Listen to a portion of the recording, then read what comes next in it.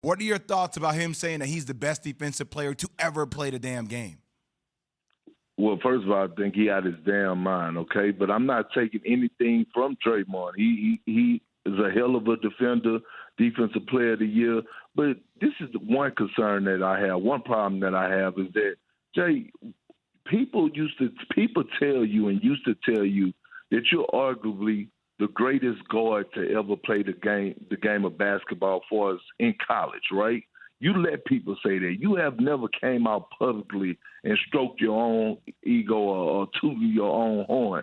For Draymond to come out publicly without anybody else stamping that, that's the crazy thing about it. And then it's so disrespectful to guys like Dennis Rodman, Ben Wallace, Kevin Garnett, Hakeem Olajuwon, Tim Duncan. Like, those guys were elite defenders. Ron Artest. I mean, the list goes on. Michael Jordan, right? I mean, Scottie Pippen. And so Draymond has to realize that, you know, we all value that he's undersized. He's an undersized center, undersized power forward. He kind of, you know, changed the game for us, him being able to anchor a defense at the 5 position, being able to switch 1 through 5. But you have to put some respect on your elder's name, man. God damn.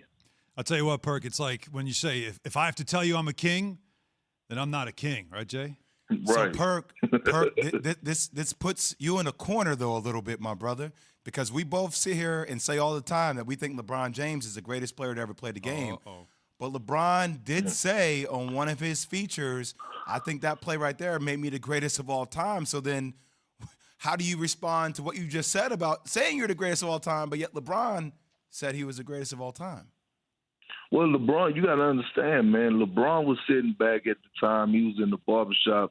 He was probably sipping on that new tequila. He got that Lobo. That Lobos? And he probably just, you know, wish he wouldn't have never said it. I mean, you know, he didn't really say it with like that umph to it. He was like, I think it puts me, you know, the greatest of all time, right? He didn't really say, I think that I am the greatest of all time. So, you know, he was kind of torn in between. But I get what you're saying, Jay, but I'm not about to go down that road with you today, okay, about the greatest of all time. I just want you to start habitual line stepping, Perk. I want to start leading you down that territory, brother.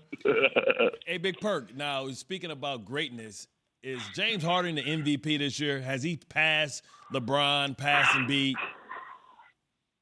Yes, he has. And look, listen, I get it, right? And when we look in the past at the start of the season, I understand he came in the training camp looking like my twin brother. I get that. But as of right now, what he's been doing for the Brooklyn Nets, this is some of the best basketball that I've seen James Harden play. Now, this is a guy over the last, 5 or 6 years has been in the MVP conversation or either won the MVP award.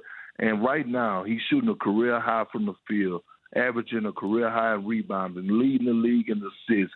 And he's getting the job done when Kevin Durant and Kyrie Irving is not there. Like, just think about this. They got blown out last night. The Jazz put the Nets over their lap and gave them a good spanking last night. But if James Harden was playing, that loss wouldn't have been that bad, or they probably would have won the game. That's how key of a factor he is. And right now, he is the front runner for the MVP. KJZ, Alan Hahn, Bart Scott, with Jay Will talking to Kendrick Perkins right now on the Goodyear hotline.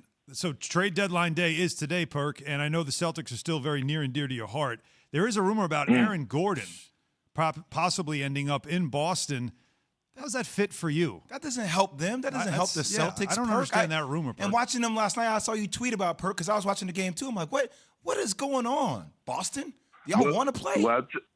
Well, I tell you what's not going on, and that's team chemistry. Yeah. Like, Jay, they had a coming to Jesus meeting about a week ago, and they still haven't helped. But they need some type of life.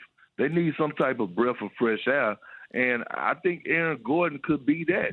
You're looking at a guy who is shooting a career high from the three this year, 40%, a player that don't need the ball in his hands to be successful offensively, a slasher, could possibly, when they go small, could be a lob threat at the basket and move to that 5 position. And when you look down the line, if the Celtics do make the playoffs, because the way that they're playing right now, I don't believe that they will. But if they do make the playoffs, here's a guy that is 6'8", athletic enough to possibly match up and take some of the pressure off of Jaylen Brown and Jason Tatum defensively, and could match up and guard a guy like Kevin Durant or Giannis. Now, I'm not saying he's going to stop them, but at least he could try to, slow them down. So, and Boston probably wouldn't have to give that much up. Maybe, two first-round picks, and a young player. And then we have to realize that Aaron Gordon is still young. He's still young. So I think it would be a great move for the Celtics because they need something right now. And Aaron Gordon is the best thing for them. Keyshawn, J. Will, and Zubin presented by Progressive Insurance. Alan Hahn, Bart Scott in with me today. Kendrick Perkins on our guest hotline by Goodyear hotline. Perk, I got to ask you, trade deadline ends today at 3 p.m. Mm-hmm. One of the names that I love watching him play just because he brings a certain toughness to the table for the Toronto Raptors, Kyle Lowry. If you were Kyle Lowry, what would be the perfect scenario for you to go to leaving Toronto? Would you rather go to Miami or would you rather go to Philly or maybe another destination?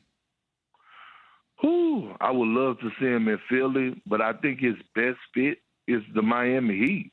I mean, if you look at the Miami Heat, Tyler Hero hasn't lived up to expectations. I had him. I thought he possibly could have been an all-star this year. He went from a starter to being on the bench, and he hasn't been producing. Kendrick Nunn has been inconsistent. Kyle Lowry going into that starting point guard role, being that floor general, and actually helping the Miami Heat. And that now they have a big three, in my opinion, with Kyle, Bam, and Jimmy Buckets. And then he fits well with their culture and Eric Spoelstra and Pat Riley and Udonis Haslem. Thanks for watching ESPN on YouTube. For live streaming sports and premium content, subscribe to ESPN Plus right now.